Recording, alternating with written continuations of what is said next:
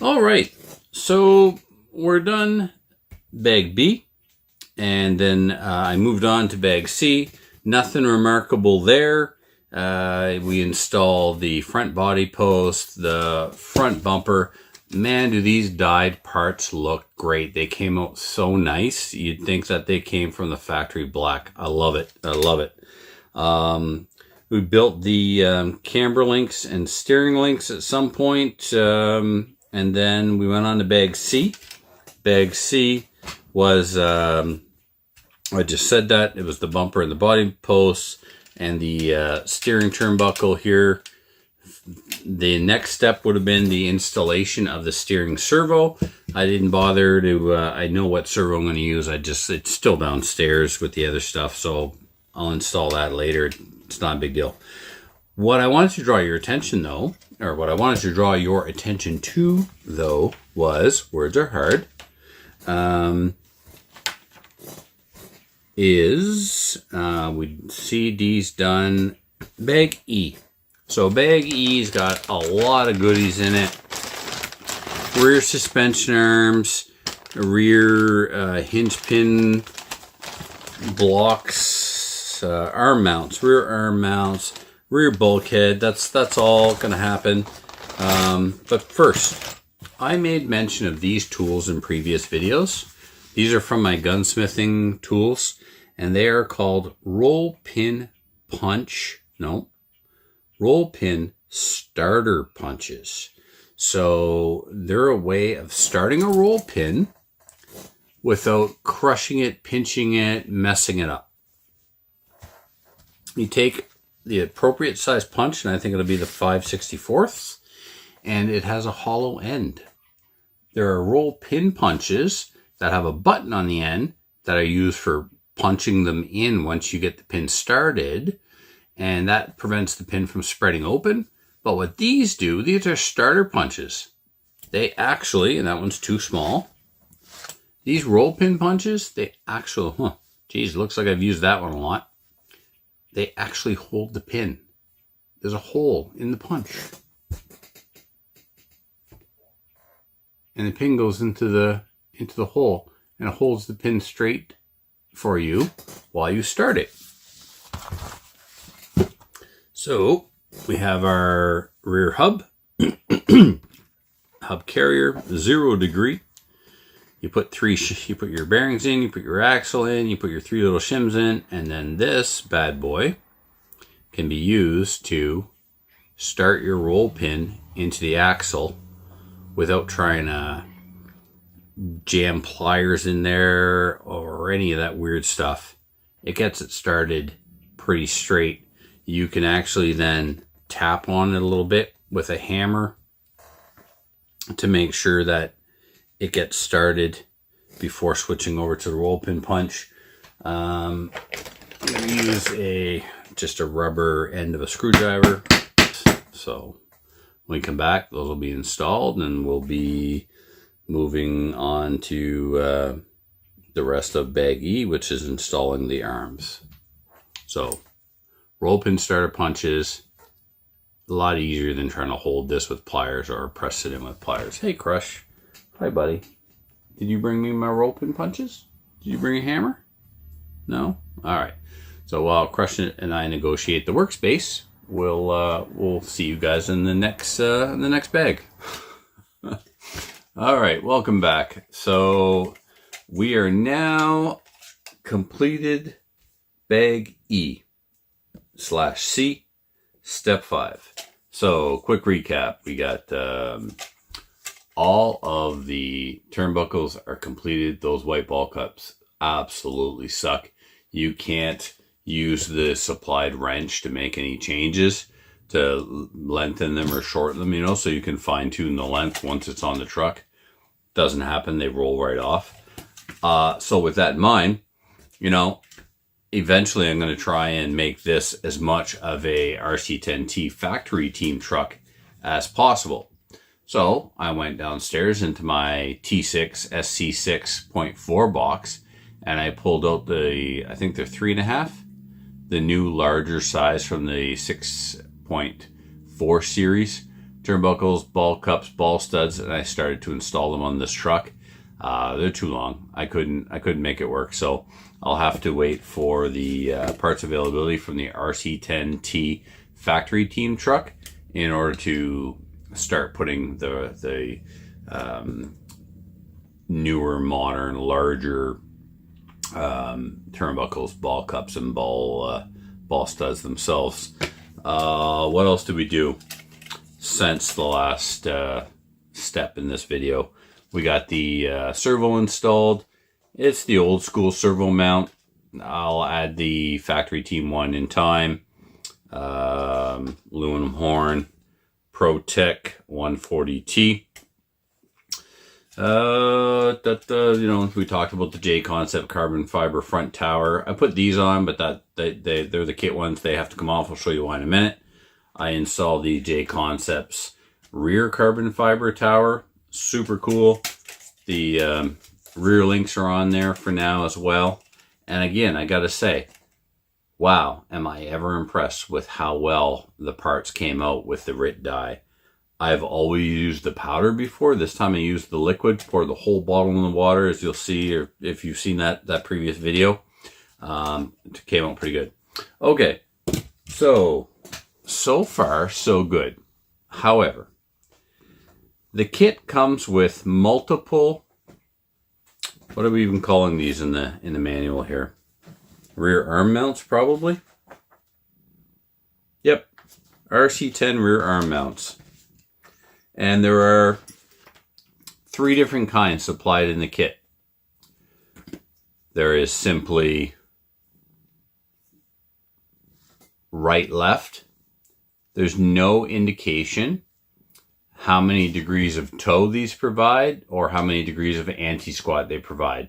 It is clear that they're canted to provide anti-squat. How many degrees? Who knows? There's no setup sheet in the back of the manual like there is with a modern kit. This one just says right and left, so I don't know if that means 0 degrees of toe. Then you have this set, which are labeled, we're going to pick that up, 1.5, right and left. And I'm assuming that's 1.5 degrees of toe. No indication of how much anti-squat it is. And because the tracks that I'm going to be running on are loose, assuming that the ones that I put on the truck, they're stamped 3. So assuming that means 3 degrees of toe, I hope that's what I went with. So put them on, see how it runs. The diagram in the book, in the manual, looks most like the 3. But there's no way of knowing. It's not written in the book, so who even knows? So that's kind of a weird thing, that they provide tuning parts but no setup sheet, and also no indication of what the numbers actually mean.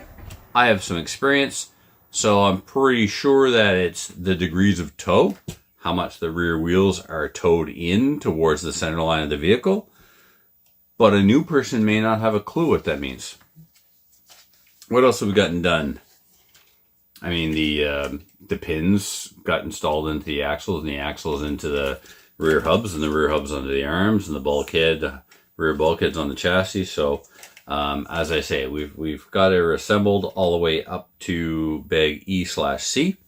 Next would be the shocks. Well, even though I called them Kashima shocks, that's hilarious. They're not Kashima shocks. They're the hard anodized shocks from back in the day. Now the coating is called Kashima, but back in the time of this truck, it was Kashima, or yeah, they're hard anodized.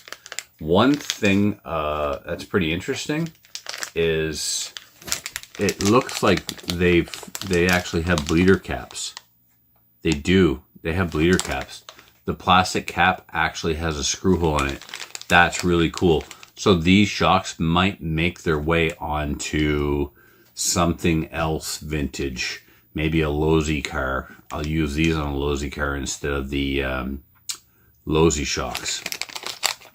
These shock There's a standoff that goes on to the bolt up here on the tower. These white plastic little inserts. My RC10 graphite, the ones that are on there, are horrible, and the shocks bind. So maybe these will make their way to that. So one thing is for sure, these shocks are not going on this truck. These shocks, however, are going on this truck. So the next step is building the shocks and then installing them. So we're just going to skip building the supplied shocks and jump right into figuring out how we're going to get those 13mm shocks installed. Because there's definitely going to be some spacing issues up front here. In the back, hard to say. I'll work it out when we come back. We'll keep plugging away here, and we'll come back when the shocks are installed, and then we'll get to building a diff and installing that oh so famous stealth transmission. So technically that concludes bag F. I say technically because I didn't build the shocks that are included in the kit, which are still nice shocks for the day. They're hard anodized, unlike the gold ones where the gold finish wears off and then the shocks, depending on who you listen to, need to be replaced. Not unlike these that aren't Kashima, but anyway. I went with 13mm big bore shocks off of a T6.4. So that's why I say technically bag F is done. But instead of building the shocks that came in the kit and installing them on the car or on the truck, I installed pre-assembled shocks. No idea what oil's in them or anything like that right now. I'll worry about that when the whole truck is built. I'll go back and, well, I say that, but based on my spring choice, green in the back and I've got gray in the front. So chances are it's 30 and 25. It might be 35 and 30 for this truck, being so much closer to a, well, they're all close to a buggy. What am I even saying? I'll probably go 30 and 25 and start there as a base. So what did I do to get these things to install, have some kind of semblance of factory geometry and not rub on anything? In the bottom, I installed a long set screw and a nut, and to get the same thickness as the part that comes with the kit, I simply put a 2mm ball stud washer that you would put underneath your ball studs to change your roll centers on modern cars. I put that spacer behind the shock eyelet, and that has I use the calipers to measure the one that comes in the kit. I don't know if the one that comes in the kit actually fits in these ball cups or not. I didn't bother to check. I left the part sealed in the package, and because someday that might be useful to have them in the package. So anyway, I measured the shock eyelet that comes with the kit with my digital calipers, and this works out to be just about identical. So one 2mm ball stud shim washer on the arm, and up top on the shock tower. Wow, does this look like the back of every B7 at the Australia Worlds? Only I've got two of the 2mm ball stud washer, so 4mm in all. If I had a different, and I might have other shock standoffs downstairs, these smaller ones here, you see this thickness of that nut, that typically is for the front. So I may have gotten away with a wider shock standoff and only one 2mm ball stud washer in the back. Whatever, we're just mocking stuff up for now until the factory team parts become available. So it works good. There's no binding, there's no scratching. The geometry looks fine. Up front, at the top, I went with the JConcepts. I think these are titanium shock standoffs, and they work with a Delron plastic insert into the shock. So when those wear out, you replace them.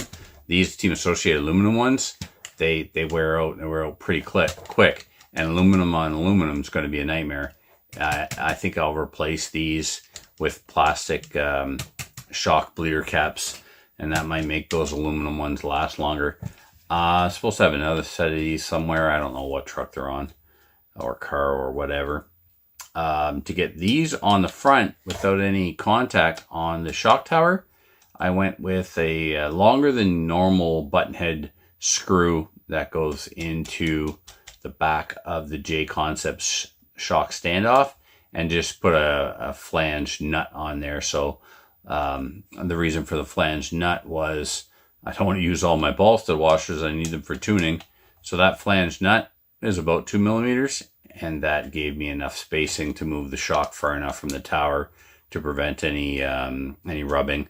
And it seems fine. Again, the angles aren't ridiculous, and nothing is rubbing. Now on the, I'm going to view the top here. Hold it still for a second so you can see. You've got a button head screw in the back, a flange nut, and the JConcepts shock standoff screwed on there. Now, on the bottom, I went with actually stayed with the 440 hardware that comes with the kit. And to get the spacing correct so that the shock eyelet on the bottom didn't flop back and forth in the arm, it's the 440 bolt, a 440 nut, and then that 440 bolt continues through the shock eyelet and then comes out the front of the arm just a little bit there. You see it protruding through there. So if that would be ever ripped out or something, I would just go with an even longer one and a nut. Hello, Crush. Hi, how are you, buddy? Thanks for checking in. Okay, so again, that takes us to the end of bag F. Next is actually going to be the...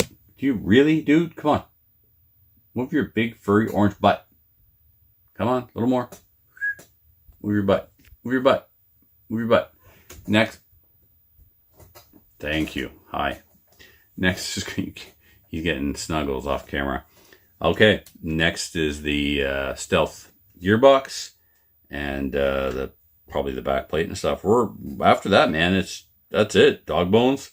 Build the gearbox, put the wheels on, and install the electronics. So yeah, cool. We'll come back when the gearbox and everything is all installed.